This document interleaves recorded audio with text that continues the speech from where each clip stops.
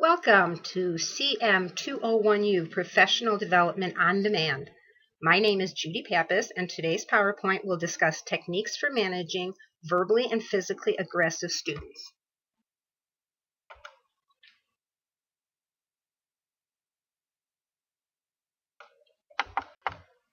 There are many challenges to educators in this day and age, two of them being developing the mindset of conflict as a manageable challenge, while at the same time letting go of the mindset of, but the students should already know how to act. How do we meet those challenges? We need to recognize that some students lack the skills to deal with frustration. These are students with self-esteem significantly below average. These students use verbal and physical aggression as their first and often only means of defense. And the truth is, and I know I'm not telling you anything you don't already know, not all students come to school ready to learn. How can we help these students? We can help these students by utilizing a positive, proactive approach in our interactions with our students, by analyzing the students' problem behaviors using general problem-solving techniques, by stepping back from a problem behavior, rethinking it, and analyzing the situation, by generating a number of solutions, then selecting and implementing strategies for improvement, by continually monitoring and evaluating classroom situations, revising our strategies as needed, and by planning ahead for behavior needs. How can we help ourselves? In other words, how can we as teachers make our lives easier so we can actually teach? Successful teachers view positive behavior interventions as laying the groundwork for change. They view conflict as a manageable challenge and behavior management as an integral part of teaching. Behavior management is an integral part of teaching, for without classroom management, we cannot teach content. Successful teachers are prepared for the disruptive students, deal with the problem behaviors, and continue teaching. They do not get caught up in the behavior. Successful teachers realize that teacher mindset and attitude are critical and vital factors in affecting behavioral changes. And successful teachers request help when needed, seeking opinions and ideas. Because in reality, it is easier to be proactive than reactive. But how do we do it?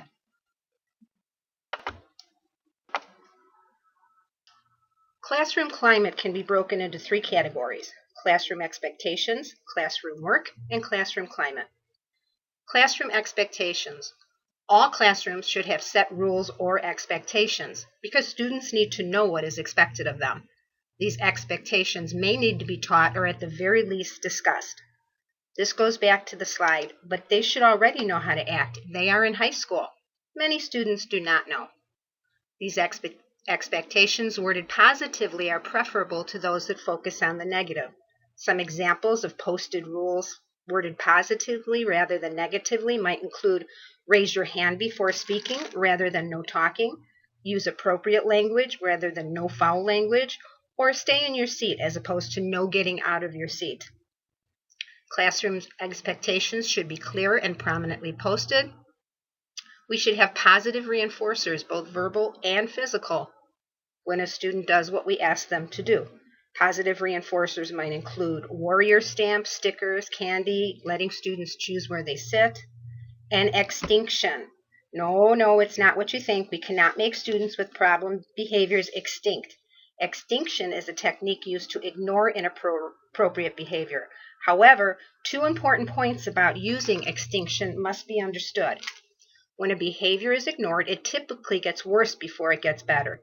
The student will test the teacher, trying to get the teacher to break down, give in, or give the student the attention they are used to getting for that specific behavior. If a teacher decides to ignore the inappropriate behavior, he or she will have to weather the storm and be prepared for the behavior to get worse before it gets better. And ignoring the behavior is only effective if the opposite appropriate behavior is recognized and reinforced. For example, a teacher uses extinction properly with Billy, a student who is out of his seat a great deal. The teacher ignores Billy when he's out of his seat. His out-of-seat behavior gets worse, but finally the teacher is able to catch him in his seat. The teacher says to Billy, "Thank you, Billy, for remaining in your seat. I really appreciate it." Billy has gotten special attention and verbal praise for being in his seat. The second subcategory of classroom climate is classroom work. Appropriately planned activities can minimize the opportunity for behavioral problems because students who are engaged do not have the time nor the interest in misbehaving. Activities must be planned that are highly motivating and challenging for all students, and students must be active learners. Many of today's students come to school as passive learners. They are used to watching TV and expect to be entertained by the teacher. Teachers do have to be performers, but teachers also must break the students' habit of passivity by getting them involved in the learning process. Everyone learns better than being told. Learning must have a relevant connection to students' lives, the connection, differentiation. Students need choices. Too much work at one time might cause students to become frustrated and act out. Although work should be challenging and exciting, if it's too difficult, students can become frustrated and either shut down or act out. Changes in classroom routine might result in behavioral problems. On days in which classroom routine is changed, the teacher should clearly outline his or her expectations. The final subcategory under classroom climate is handling discipline problems. Most cases of behavioral problems can and should be attended to by the teacher. At Crete-Money High School, we have a T-chart that was developed by Crete-Money High School staff. On one side, the teachers determined what classroom behaviors should be managed by the teacher with classroom interventions. And on the other side of the T-chart, they've listed behaviors that would warrant an office referral. Just keep in mind that each time a teacher writes a referral or sends a student to the dean's office for a minor classroom managed behavior, that teacher sends a message to the offending students and sometimes the entire class that he or she is unable to handle the problem and thus weakens his or her authority in the eyes of the students. Teachers should always follow through with exactly what they say when behavioral problems occur. Never make threats that cannot be followed through on. For example, you're going to be suspended, you're going to be expelled. We have to follow the progressive discipline of each child unless it's a volatile situation, and only the Board of Education in Illinois, per Illinois School Code, has the power to expel a student. No individual has that power. And it's impossible to change everything about a student's behavior overnight. The behavior did not develop overnight, so it cannot be changed that quickly either. So focus on adjusting one behavior at a time. Here are some behavior management techniques that usually fail. Using force, that could also get you fired, ridiculing or sarcasm, forcing students to admit lies and errors, demanding confessions, confronting students, backing a student up against the wall, I'm talking verbally, especially in front of their peers, asking students why they act out, most of the time they don't know, punishing students, making disapproving comments, comparing one student's behavior with another student's behavior, yelling, engaging in verbal battles, or making unrealistic threats. Here are some practical tips for successful behavior management. Build rapport.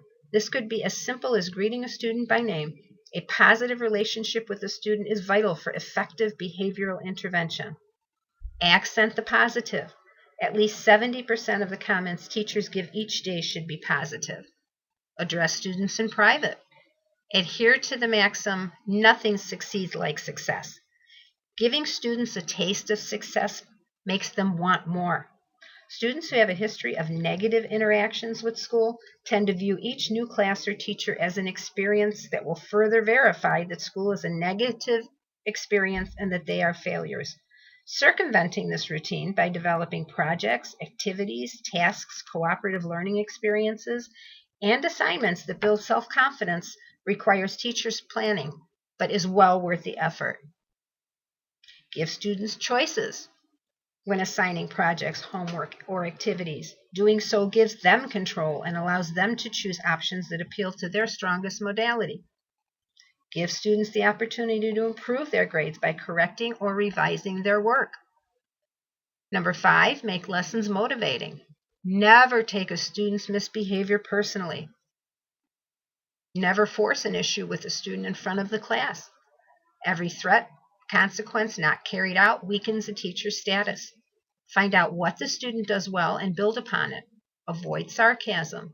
Avoid labeling students as bad or sneaky. Help the class formulate class rules. Strive for self-discipline. Set high standards.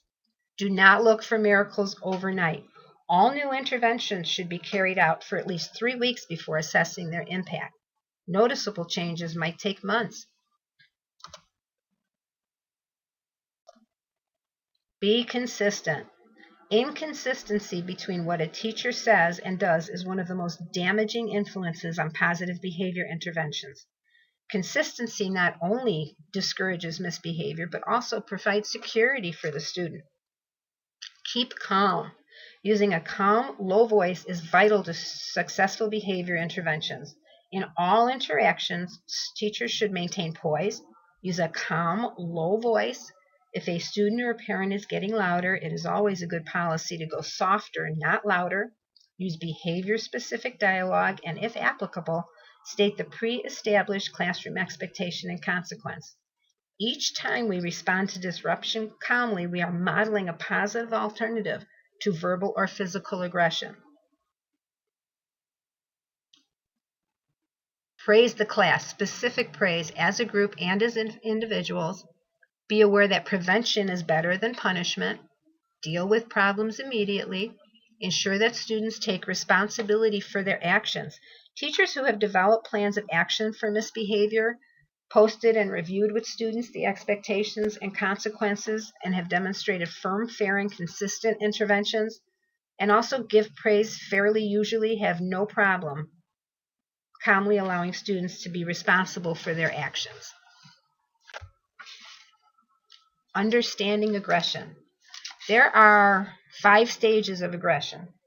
Although some students with documented severe behavior disorders may show few, if any, symptoms before a blow-up, most students exhibit symptoms of lower-level frustration. And if we are aware, we can usually intervene.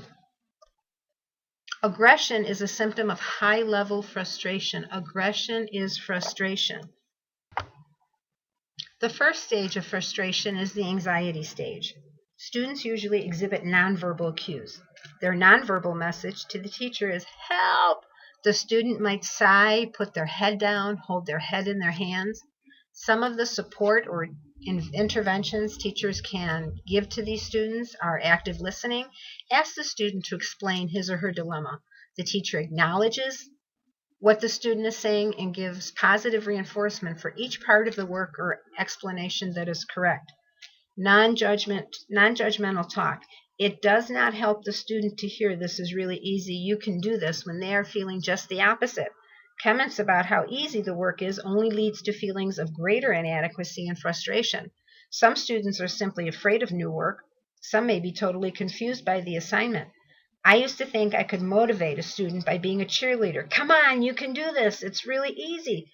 But on the contrary, I did the opposite. Comments about how easy the work is when the student is struggling only makes that student feel worse. Empathetic talk. Be empathetic to the student. They're struggling with what you're trying to teach them. They're not getting it. The second stage of frustration is increased stress. At this point, the student is highly stressed with the work, but does not or cannot voluntarily express his or her frustration with words. Some of the symptoms the teacher might see is the student tapping the pencil, wadding up the paper, unwadding it, then trying to write over their first attempt. The student might rip the paper or break the pencil when writing because they're pushing so hard. At this point, we will provide interactive support. Some of the teacher interventions could include proximity control, moving closer to the student, hurdle help, interest boosting, or supportive assistance on assignment. Rather than focusing on the torn paper or broken pencil, the teacher should concentrate on the assignment. The ripped paper or broken pencil have not interfered with anyone else's learning, and no harm has been inflicted on anyone. It's best to ignore the pencil and paper and focus on the task. The teacher should check the student's paper and comment on the correct items. These comments and attention should bring some relief to the student. Then the teacher can work through a problem or two with the student to see where he or she is losing sight of the process. If the student is too tense to receive help, the teacher should say he or she will be glad to help when the student is ready. In the first and second stages of frustration, the student contains his or her feelings. The class is seldom disrupted. The casual interventions that have been described generally work well. For third stage frustration, however, manifested by defensiveness and verbal aggression, the intervention has to be less casual and more direct. At this stage, the defensive and verbally aggressive student is interfering with the learning environment. Some of the symptoms the student might exhibit: they might slam their book or their fist. They might say, "You can't teach, I won't do this, you can't make me." They might yell or argue with the teacher or other students. At this time, the teacher has to set clear limits, and some of the interventions might include a brief statement of the rule reminders. The teacher needs to briefly restate the appropriate classroom expectations, such as we do not yell in the classroom. If the student stops the yelling, the teacher should let the student know that help will be available when he or she asks appropriately. There should be already a procedure in place in the classroom for students to follow when they need help. It might be raising their hands, a signal card on desk, whatever has been put in place as a classroom policy for asking for help. If the student persists in yelling, the teacher should employ behavior-specific dialogue. With this type of dialogue, the teacher gives a brief directive, allows 5 seconds for the response, and if necessary, repeats the directive. If not followed, the consequence is imposed. An appropriate consequence could be a timeout for a very short period of time until the teacher gains control. Never more than 5 minutes for a timeout, and never sent to the dean's office. Antiseptic bouncing is an intervention strategy for defensive students. The student is given a chore within the classroom or out, such as delivering a note to an office or run an errand for the teacher with a pass, to allow a temporary break from the task at hand. Sometimes just the change in activity is sufficient for draining the student's frustration, so the student is able to begin the task anew when they return. Conflict resolution. When a student's defensiveness or verbal aggression is not related to school but to another student, the most effective intervention is usually conflict resolution. The students involved in the dispute state their perceptions and feelings regarding the conflict. A mediator, often the teacher or the dean, remains neutral but guides the students through steps of active listening, problem analyzing, cooperative decision-making, and dispute settlements. The terms of the agreement are determined with the disputants. This, of course, is all done in private. It's not done in the classroom. The conflict resolution process teaches students a format for resolving conflict and encourages open communication. It can easily be implemented in any school setting.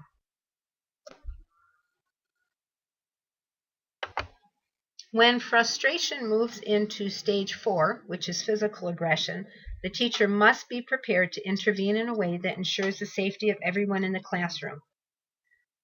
Most of the student symptoms during this stage rarely occur in the regular school setting. This stage is seen more at an alternative school or in a school specific to behavior disorders that has a crisis response team on call to help if physically needed. Some of the symptoms you might see are the student throwing a chair or a desk, making a threatening stance towards the teacher, intimidates or threatens other students, or behaves injuriously to self or others. Now, we see students intimidating or threatening others. That could happen in the regular ed setting, in a regular school setting, but actions and consequences are swift in response to this behavior. Some of the teacher's interventions at this point call for security or dean to have the student removed. The student is removed from the classroom. Following any aggressive incident, the teacher should talk therapeutically with the student in order to assist student in dealing with the problem, and the teacher should listen and discuss planned alternative behaviors with the student for the next time a similar situation occurs. These last 2 steps should never be overlooked. Although deans will have done this as well, the student will probably return to the same classroom with the same students, but it is At this time, a student is most vulnerable to the idea of changing his or her behavior. The fifth stage of frustration is the tension reduction, regaining self-control before returning to class stage. This is also known as the air out of the balloon stage. The adrenaline is gone. The student may cry or release tension through verbal venting. They may just collapse to the ground. They're tired at this point. Some of the teacher interventions are to allow time for the student to calm down. Do not leave the student alone if possible. Review the incident. Plan alternative behavior. Plan for the return to class, and end with a positive attitude. Here are some tips for dealing with aggressive behavior. An ounce of prevention is worth a pound of cure. The foremost technique educators can use in dealing with aggressive behavior is prevention. Rules should be posted, explained, and reviewed with students on a periodic basis. Look for early signs of frustration or stress, and intervene before situations become explosive. Be proactive rather than reactive. Teachers can often agitate class behavior. When a student or a class becomes agitated, it is not unusual for a teacher to feel tense and worried that he or she will not be able to deal with the situation. Showing tension is the worst thing a teacher can do. When the teacher becomes tense, so do the students, and thus can become even more agitated. It is critical that the students know the teacher is not getting upset over whatever is happening in the class. As I said earlier, lower your voice. When someone else's voice is raised, parent or child, ours should become softer. Nobody hears when everyone is trying to yell over each other, and becoming loud will only escalate the problem. Slow your rate of speech. It is our natural tendency to talk faster, but doing so will only make the student or parent more upset. Arrange the environment to minimize risks. Again, this is more for an alternative school setting. A student with a history of breaking windows should not be seated near a window. A student who is prone to darting outdoors should not be seated near a door. This tip can be adjusted to our classrooms. Teachers should never leave their cell phones, keys, or money unsupervised or out in the open, for example. Respect a student's personal space. 1.5 to 3 feet is considered our personal space. All people like others to respect their space, especially when they are angry. Students are no exception. In addition, teachers should refrain from touching a student who is angry unless a strong personal relationship already exists. Be aware of your body stance. A teacher should never stand face to face, squared up, eyeball to eyeball with a student who is angry. His or her stance will be taken as confrontational, as asking for a fight. It's better to stand at an angle and to the side of the student, which is considered an L stance. Remind the student respectfully and privately of the consequence of their behavior. A misbehavior should always receive a warning about the consequence or continuing what will happen if the student continues the behavior. Ignore irrelevant comments. Redirect the student back to the problem at hand. Some students will do anything to manipulate the teacher or to get him or her off track. The teacher must be careful not to get drawn into these arguments. For example, the student saying, "When Sally did that, you didn't do anything to her." Instead, the teacher should calmly repeat exactly what he or she wants the student to do using specific behavior dialogue. Provide choices. Make sure that if the student makes a good choice, a thank you is given for making the good choice. Set limits, which provide structure for the students. And once the student is calm, use the incident to teach appropriate alternative ways to deal with aggression. If you have any questions, please feel free to email me at Pappas, Pappas, j@cm201u.org. Thank you for taking your time to watch this video.